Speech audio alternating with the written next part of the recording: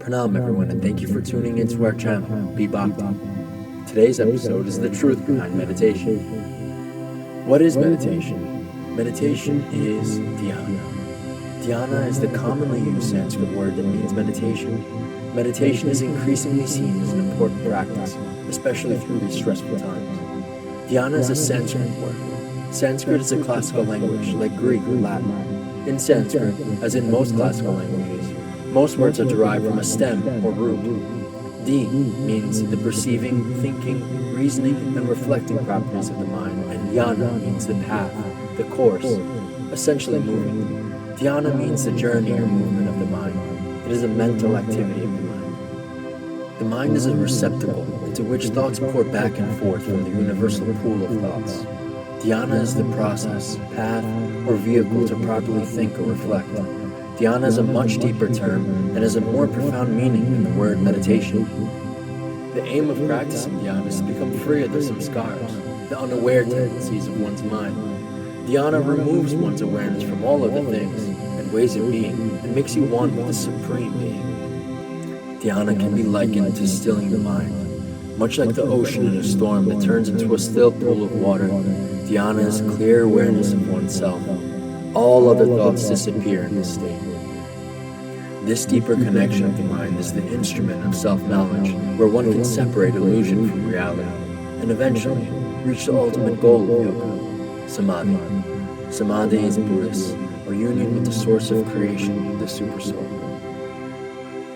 When it comes to meditation, what's commonly asked is, why isn't it happening for me? My mind is restless. Why doesn't it work for me? Many people say they have issues meditating. We hear people say that they can't get their minds to stop. They either never tried or tried once or twice. Some people even spend a huge effort and amount of energy trying to meditate with no results. Why is this? It's because we're not aware of the concept of dhyana. We're only told to close our eyes and concentrate. It's the blind leading the blind. Of course we're not going anywhere. As we discussed earlier, the yana part of dhyana means path. Without a clear path, there is no way for this manifestation of thoughts to go. Therefore, without the understanding of dhyana, you'll be stuck going in circles.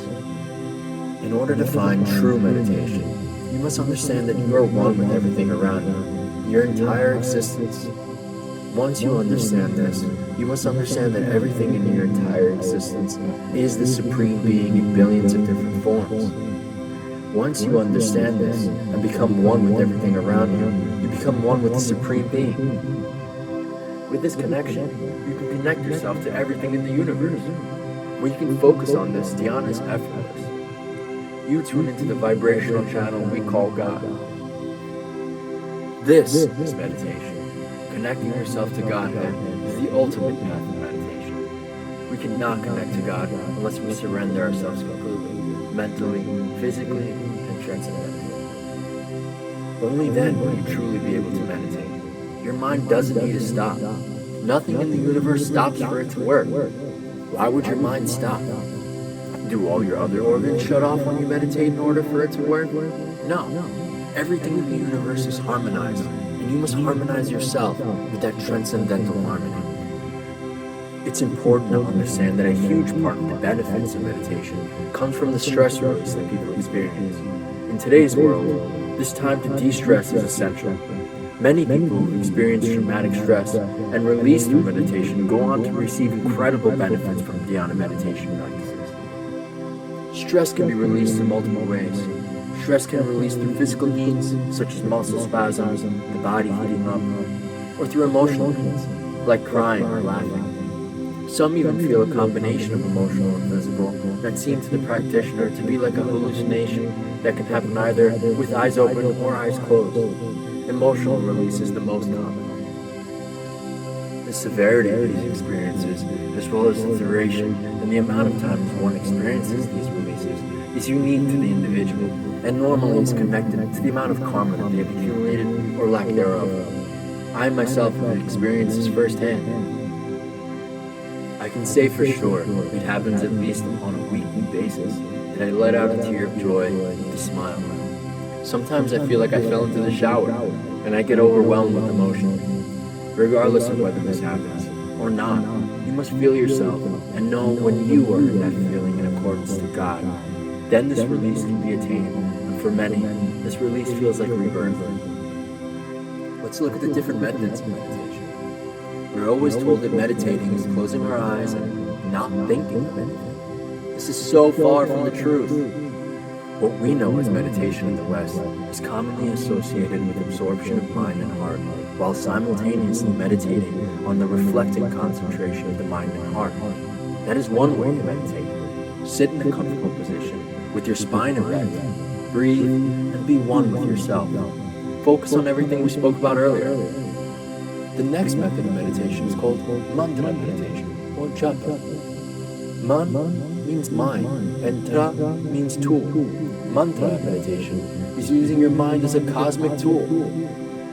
The process of mentally repeating a mantra is called japa, which translates to muttering in Sanskrit. With practice, japa becomes well-rooted in the mind, and the sound of the mantra flows continuously from moment to moment. It may flow slowly, linked to the breath, or it may flow at a faster pace, sometimes disengaged from the rhythm of breathing. After considerable practice, the mantra may pulse very rapidly, its syllables no longer carefully articulated. In this case, meditation with the mantra flows without exertion. This phase of practice is called ajapa, japa, or effortless repetition. The 3 steps to mantra meditation. You can use a variety of mantras for meditation. Some seekers are given a personal mantra by their guru or teacher. Some seekers use one of the Vedic mantras, such as the Maha mantra, the Gayatri mantra, or the Mahamrityunjaya mantra. If you have a particular faith that you wish to abide by, you may also recite a prayer such as the Christian invocation, Lord have mercy, or Lord hear my prayer, as well as Buddhist or Jewish mantras, or whatever your faith sees fit. They will all lead you to the same place.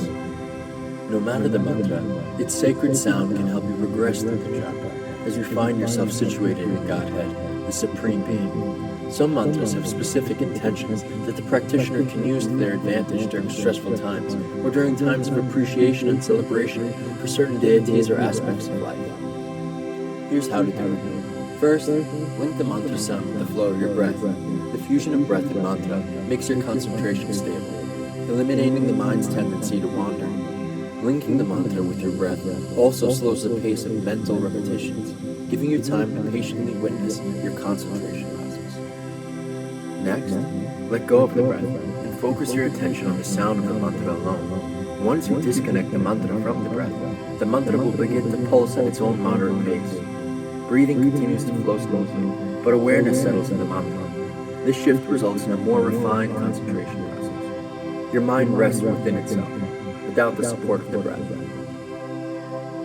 Finally, as the mind becomes familiar with the sound of the mantra, it will naturally begin to pulse more quickly and effortlessly. This phase of practice becomes increasingly subtle, turning into a japa as the mantra gains momentum. When the mantra is reverberating very rapidly, you may sense it more as a pulsation of energy than as the articulation of syllables. Nonetheless, the mantra is present and you remain centered. The unbroken flow of sound created by weaving one mantra repetition into the next is a prelude to a japa. With regular practice, the pace of repetitions will increase, concentration will deepen, repetition of the mantra will occur with an effortless momentum in your mind.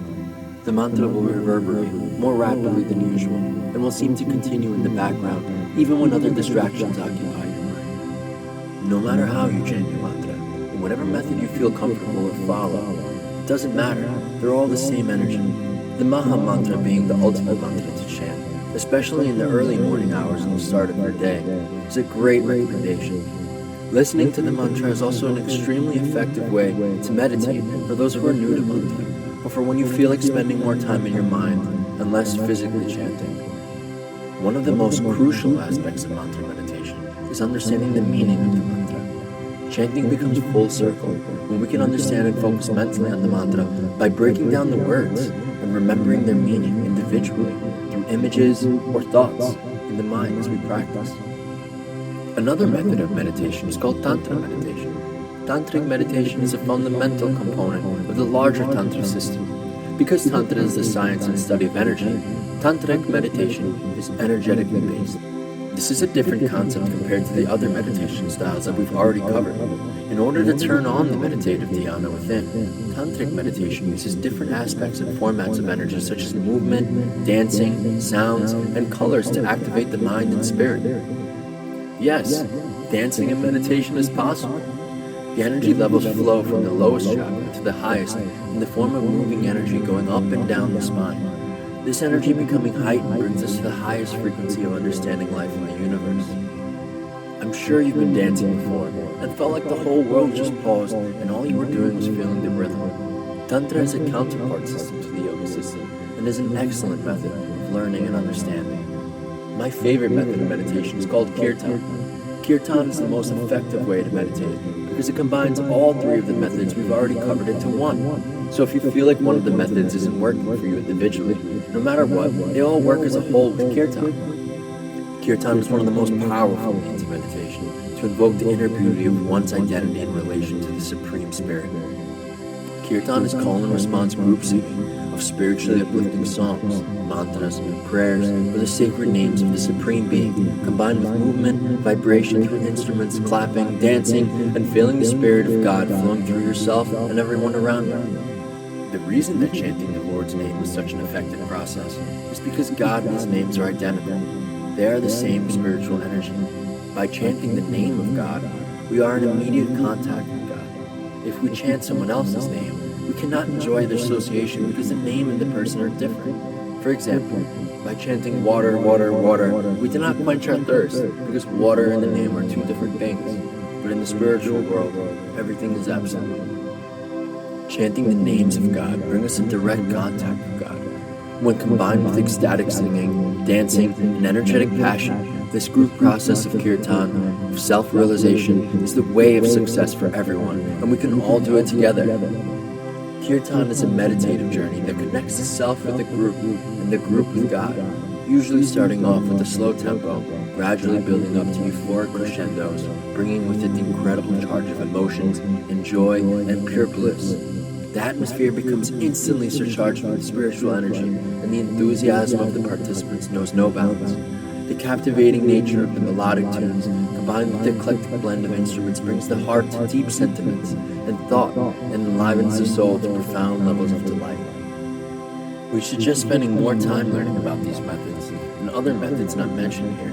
We'll cover meditation and dhyana in depth in a later video. In the meantime, please check out these texts if you already haven't. We definitely suggest Chapter 6 of the Bhagavad Gita, the Upanishads, and also the 112 methods mentioned by Adiyogi or Shiva. In Sanskrit, the word bhakti means devotion.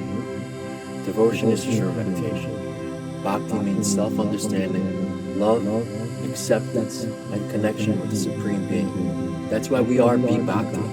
We want you to experience and then share as much of this experience as possible, as it is our mission to spread God consciousness to all of the living beings, as it is their right. Don't forget to like, subscribe, and support Sanat Dharma. Share with your friends and family. This meditation can benefit everyone. Join us in meditation as we change the world together, one vibration at a time. Thank you for watching, everyone. Pranam, Namaskaram.